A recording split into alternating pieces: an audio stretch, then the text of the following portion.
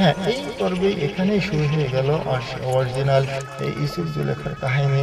যে সত্য যে ঘটনা, স্বপ্নের যে ব্যাখ্যার ঘটনা অলরেডি সেটা শুরু হয়ে গেছে। এই স্বপ্ন নিয়েই এই ইউসুফ জুলেখার কাহিনীটা আসলে মেন শুরু হলো। প্রথমেই যে সূত্রপাত হয়েছিল স্বপ্ন নিয়ে, এই স্বপ্নের ব্যাখ্যা নিয়েই কিন্তু এত কিছু ঘটনা ঘটলো। এখন অরিজিনাল সেই ঘটনা চলে গেল। আপুপিস এবং ইরানের স্বপ্ন দেখে রাত্রের বেলা আতঙ্কিত হয়ে গেল যে আমি এই আপুপিস বলে আমি এই স্বপ্ন কি জন্য দেখলাম, আর ইরানুস বলে আমি এই স্বপ্ন কি জন্য দেখলাম। দুজন এই স্বপ্ন দেখে রাত্রে তাদের ঘুম ভেঙে গেল। আসসালামু আলাইকুম রহমতুল্লাহ বারাকাতুহু। প্রিয় বন্ধুরা, কেমন আছেন সবাই? আশা করছি আপনারা সবাই ভালো আছেন। আমি আল্লাহ পাকের অশেষ রহমতে ভালো আছি। আজ আপনাদের মাঝে আমি 43তম পর্বে আলোচনা করব। আপনারা জানেন যে ইউসুফ জুলেখার উপরে আমরা পর্ব অনুযায়ী আলোচনা করছি।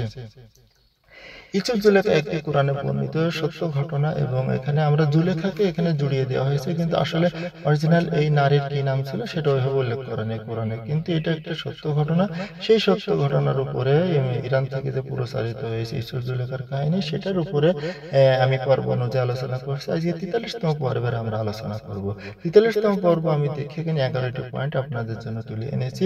11 নম্বর পয়েন্টের 1 নম্বর প্রথমটা ছিল কতটা নির্মম হতে পারে মানুষের জীবনে কেনানের লোকের সাথে ইউসুফের কথা।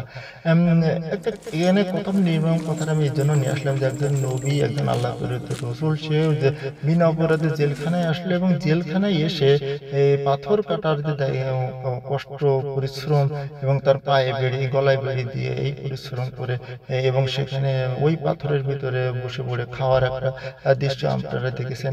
এটাই আমি বললাম যে কতটা নির্মম ইতিহাস। এবং সে যখন এখানে খেতে বসে তখন দৌড়ে একটা উট চলে আসে। ইউসুফ দেখতে পেল যে উটের পিছে পিছে একটা লোক পাথরে করে দৌড়াচ্ছে। এই লেভেল দেখে ইউসুফ তাকে বললো, তুমি কি কেনানের লোক? সে বললো, হ্যাঁ আমি তো কেনানের লোক। এটা নিয়ে ইউসুফের সাথে ওই লোকের কথাবার্তা শুরু হয়। দুই মাসে ইউসুফ ইয়াকুব নবী সম্পর্কে লোকের কাছে তথ্য নিল এবং ইয়াকুবকে দয়া করতে বললো। যখন ওই লোকটি আসলো যে আমার উটটি দৌড়ে চলে যাচ্ছে, আমি তাকে ধরার জন্য এই পিছিয়ে পিছিয়ে এসেছি, এবং ইউসুফ তাকে বললো, তো আপনি কি কেনানের লোক? কেনানের যারা নামি দামি লোক তাদের সম্পর্কে আপনি চেনেন? তখন সে বললেন, হ্যাঁ আমাদের ওখানে ইয়াকুব নবী আছে, আমি তাকে চিনি। তখন সে তার বাবা সম্পর্কে অনেক মানে এড়িয়ে অনেক কথা বললো, অঙ্গভঙ্গিমে অনেক কথা বললো, এবং ওই লোকও বললে, হ্যাঁ তার একটা ছেলে হারিয়ে গেছে, সে একটা আলাদা একটা কুড়ে ঘর বাঁধে সেখানে থাকে। এখন ইউসুফ বলল যে আপনি ওই লোকটাকে বলবেন সে যেন কষ্ট না পায়, এবং তার সেই শাখার জন্য জগৎ যদি কোনো সময় কষ্ট মনে পড়ে তাহলে সে যেন তার প্রিয় মাহবুদের কাছে তার জন্য দোয়া করে। এই বলে, এবং এই সময় যখন কথা বলে তখন কারারক্ষীর এসে তাকে বলে, তুমি এখান থেকে চলে যাও, এখানে তুমি কেন আসলো? তখন ইউসুফ বলে যে ও আমার কেনানোর লোক, আমি তার সাথে একটু কথা বলবো। যেহেতু ইউসুফকে কারারক্ষীর অনেক ভালোবাসে, ইউসুফের এই আবদার তিনি আর ফেললেন না, তাকে কথা বলার সুযোগ করে দিলেন। 3 নম্বর ছিল আপুপিস স্বপ্ন দেখলো কাকে মাথা রুটি খাচ্ছে, এবং এরানোর স্বপ্ন দেখলো আঙ্গুর রস পুড়িয়ে দিচ্ছে এবং রাজা সেটা খাচ্ছে। হ্যাঁ, এই পর্বে এখানেই শুরু হয়ে গেল অরিজিনাল ইউসুফ জুলেখার কাহিনী। যে সত্য যে ঘটনা, স্বপ্নের যে ব্যাখ্যার ঘটনা অলরেডি সেটা শুরু হয়ে গেছে। এই স্বপ্ন নিয়ে এই ইউসুফ জুলেখার কাহিনীটা আসলে মেন শুরু হলো। প্রথমেই যে সূত্রপাত হয়েছিল স্বপ্ন নিয়ে, এই স্বপ্নের ব্যাখ্যা নিয়েই কিন্তু এত কিছু ঘটনা ঘটলো। এখন অরিজিনাল সেই ঘটনা চলে গেল। আপুপিস এবং ইরানের স্বপ্ন দেখে রাত্রের বেলা আতঙ্কিত হয়ে গেল যে আমি এই আপুপিস বলে আমি এই স্বপ্ন কি জন্য দেখলাম, আর ইরানুস বলে আমি এই স্বপ্ন কি জন্য দেখলাম। দুজন এই স্বপ্ন দেখে রাত্রে তাদের ঘুম ভেঙে গেল। 4 নম্বর পয়েন্ট, 2 বন্ধু স্বপ্ন দেখে খবরের ব্যাখ্যা জানতে উতালা হলো। 2 বন্ধু যখন রাত্রে বেলা দেখে গেল যে আমি এই স্বপ্ন, বললো যে আমি একটি স্বপ্ন দেখছি। তখন বললো যে আমরা এত রাত্রে কি জন্য স্বপ্ন দেখলাম, যদি আমরা বাইরে থাকতাম তাহলে আমনের যারা স্বপ্ন সম্পর্কে ব্যাখ্যা দেয় তাদের কাছে জানতে পারতাম, কিন্তু আমরা তো কারাগারে, আমরা কিভাবে স্বপ্নের ব্যাখ্যা জানবো? তখন আপুস বলে, তাহলে আমি যেহেতু এখানে জানার কেউ না, তখন হঠাৎ করে দেখে যে 2 বন্ধু মিলে দেখে যে ইউসুফ আল্লাহর দরবারে মানে হাত উঠিয়ে সে ইবাদতে রত আছে। তখন বললো আমরা তার কাছে জানি।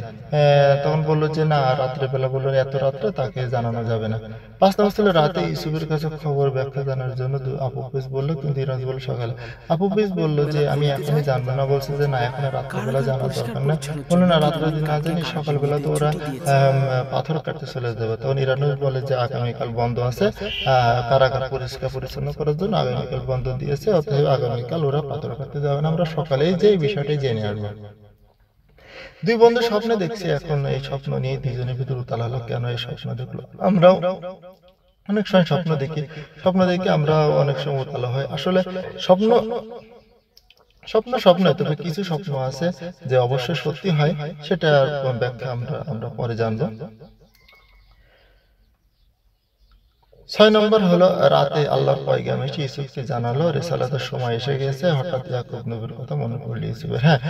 যখন ওই দুই বন্ধু স্বপ্নে দেখলো, এদিকে ইউসুফের কাছে যেতে, ইউসুফ রাত্রে জেগে ইবাদত বন্দি করছে, ওই সময় আল্লাহর তরফ থেকে তার কাছে ওহী চলে আসলো যে আপনার রিসালাতের দায়িত্ব পালন করার সময় এসে গেছে। আপনাকে আল্লাহর তরফ থেকে স্বপ্নের ব্যাখ্যার ওহী আপনাকে জানিয়ে দেওয়া হয়েছে। আপনার রূহ এখন আল্লাহর রিসালাতের, আল্লাহ তাবলীগের দায়িত্ব পালন করার জন্য আপনাকে আল্লাহ তাআলা নির্বাচন করা হয়েছে, এবং এই নির্বাচন এবং এই কাজে আল্লাহ তাআলা নিজে আপনাকে সাহায্য করবেন। আপনি রিসালাতের দায়িত্ব পালন করুন। এই ওহী যখন আসলো, সে তার ছোটবেলায় যে তার আব্বা তাকে বলেছিল স্বপ্ন দেখার পরে যে তুমি একদিন বেলায়েতের দায়িত্ব পাবে, তুমি একদিন আল্লাহ প্রেরিত রাসূলের দায়িত্ব পাবে। আজকে সেই দায়িত্ব তার উপরে পুরোপূর্ণভাবে দেওয়া হলো। আসলে এতদিন তাকে ছোট থেকে আল্লাহ তাআলা বিভিন্ন ভাবে তাকে বড় করলো, বিভিন্ন পরিবেশে বড় করলো, কিন্তু সরাসরি রিসালাতের দায়িত্ব পালন করার দায়িত্ব তার উপরে দেওয়া হয় নাই। কিন্তু আজকের সেই দায়িত্ব এই রাতের গভীরে পয়গাম পাঠিয়ে তাকে সেই দায়িত্ব দেওয়া হলো। 7 নম্বর ছিল ইউসুফের কাছে দুই বন্ধু এসে খোয়াবের ব্যাখ্যা জানতে চাইল। সকালবেলা ইউসুফ যখন অন্যান্য লোকদের খেদমত করছে, তখন দুই বন্ধু এসে ইউসুফের কাছে হামাগুড়িতে বসলো এবং বলল, আমরা দুই বন্ধু স্বপ্নে দেখেছি, কিন্তু এই স্বপ্নের ব্যাখ্যা কি আমাদেরকে একটু বলে দিবেন? তখন ইউসুফ বলল যে আমি যে স্বপ্নের ব্যাখ্যা যে বলবো, এই স্বপ্নের ব্যাখ্যা কি তোমাদের বিশ্বাস হবে? তোমাদের এটা বিশ্বাস রাখতে হবে যে আমি যেটা বলবো সেটা ঘটবে। তখন দুই বন্ধু আতঙ্ক হয়ে যায় যে কারণ কি, উনি কি এমন ঘটনা যে আপনি যেটা বলবেন সেটা ঘটবে, আর আমরা কিভাবে আপনাকে বিশ্বাস করব? তখন ইউসুফ ছিল ইউসুফের কথা বিশ্বাস করার জন্য ইউসুফ খাবারের কথা আগে বলে দিল, উন্নত মানের খাবার শুনে সব হাসলো। তখন ইউসুফ বলল যে হ্যাঁ, আমি যা বলবো সেটা ঘটবে, এবং সেটার উপরে বিশ্বাস করার জন্য আজ আমি আপনাদের একটি অলৌকিক ঘটনা বলবো। সেটা হলো, আজকে যে খাবার আসবে সে খাবার কি হবে আপনারাও জানেন না, আমিও জানি না, তবে আমি আল্লাহর তরফ থেকে আপনাদেরকে জানিয়ে দিচ্ছি আজকের খাবার হবে গমের রুটি, হালুয়া, কোরমা এবং বড় মাছ। এই কথা শুনে সবাই হাসাহাসি করলো যে কারাগারের ভিতরে এই উন্নত মানের খাবার কিভাবে আসবে? তখন সে বললো, হ্যাঁ, এটা আমি আল্লাহর তরফ থেকে আপনাদেরকে জানিয়ে দিলাম, আজকের এই উন্নত মানের খাবারই আসবে। এর ভিতর কারারক্ষী এসে বললো যে খাবার এসে তোমরা লাইন দিয়ে দাঁড়াও। তখন একজন লোক ইন্টারেস্ট নিয়ে বললো, আচ্ছা, 9 নম্বর বললো খাবার আসলে কারাগারের লোক দৌড়ে জিজ্ঞেস করলো কি খাবার এসেছে। হ্যাঁ, যেহেতু ইউসুফ আগে বলে দিয়েছে আজকে কি খাবার আসবে, তখন ওই লোকটা যে বললো, ভাই আজকে কি খাবার এসেছে?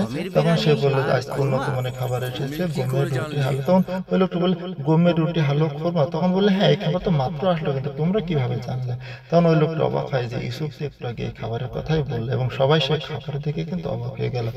10 নম্বর আল্লাহ সম্পর্কে সবাই সন্দেহ করলো, এবং ইউসুফ আল্লাহ সম্পর্কে সবকিছু তাদেরকে জানালো। যখন ইউসুফ এক আল্লাহর ইবাদতের কথা বললো, আল্লাহ সম্পর্কে সরাসরি এবার তাদেরকে দাওয়াত দেওয়ার কথা বললো, তখন তারা বললো যে আমরা আমন খোদার ইবাদত করি, আপনি কি এমন হয়েছে যে আমরা সেই খোদাকে বাদ দিয়ে তোমার খোদার ইবাদত করবো? আমন খোদাকে তারা তো সরাসরি দেখে, যদি সেটা পাথর হোক আর যায়, কিন্তু আল্লাহ তা সরাসরি দেখা যায় না, দুনিয়ার কোনো চক্ষুতে আল্লাহকে দেখানো যাবে না।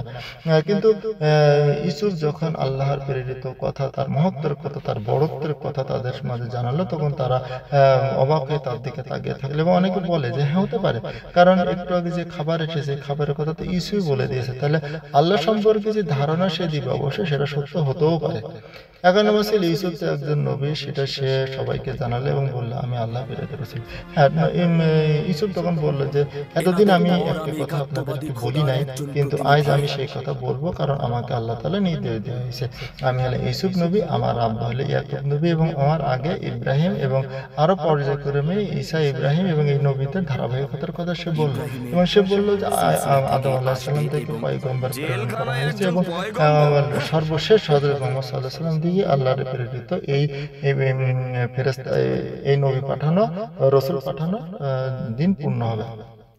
সকল নবী এই হযরত মুহাম্মদ সাল্লাল্লাহু আলাইহি ওয়াসাল্লাম সুসংবাদী। তখন এই কারাগারে যে নীলুফার করতে আছে সে এটাকে নিয়ে নানা রকম মন্তব্য করে যে কারাগারের ভিতরে একজন আল্লাহর নবী এটা কিভাবে সম্ভব?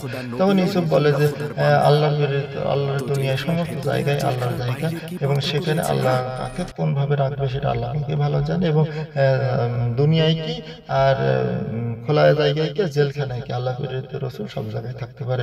এটা ইউসুফ সবাইকে জানালো।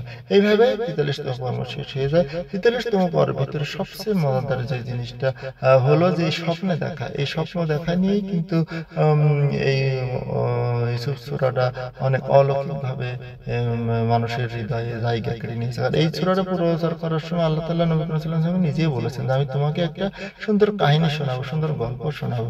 আর সেই কাহিনীটা এই পর্ব থেকে শুরু হয়ে গেল যে দুই বন্ধু কারাগারে থেকে স্বপ্ন দেখলো। আসলে আল্লাহ কাকে দিয়ে কোন সময় কি কাজ করাবে এটা আল্লাহ পাকই ভালো জানে। যে এক এক নবীকে এক এক ভাবে দিনের প্রসার ঘটানোর দায়িত্ব দেয়া হয়েছে। আর ইউসুফ নবীকে দেওয়া হয়েছে জেলখানার ভিতরে যে দুঃখী কষ্টে যে মানুষগুলো আছে সেই মানুষগুলোর ভিতরে আল্লাহর একাত্মবাদের দাওয়াত প্রথমে দেওয়া হলো এবং তাদের মাধ্যমেই মানে এই ইউসুফ নবীর যে রিসালাতের দায়িত্ব সেটা পূর্ণতা পাবে ইনশাআল্লাহ। এখানে আমরা ৪৩তম পর্ব আলোচনা শেষ করছি। ভবিষ্যতে আমরা আরো অনেক সুন্দর সুন্দর দৃশ্য এবং বিষয় জানতে পারবো। এখানে ৪৩তম পর্ব শেষ করছি। আসসালামু আলাইকুম ওয়া রাহমাতুল্লাহি ওয়া বারাকাতুহু।